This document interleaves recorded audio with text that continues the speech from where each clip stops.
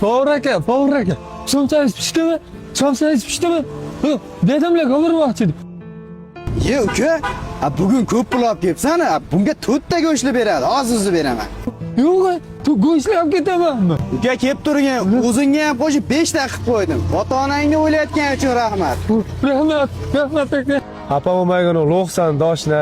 O'zi berayotgan puli 2000 bo'lsa, sen nechta go'shtli somsa berib yuboryapsan?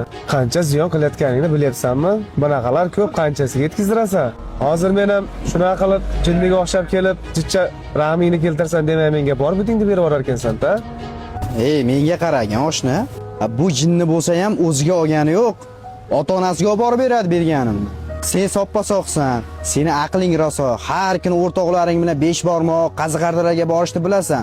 O'shalarni yeyotganda ota-onam nima yeyapti ekan deb biror marta o'ylaganmisan? Bu jinnidir, pulni qancha qiymatga egaligini bilmaydi, lekin ota-onasini qanchalik yaxshi ko'rishni biladi.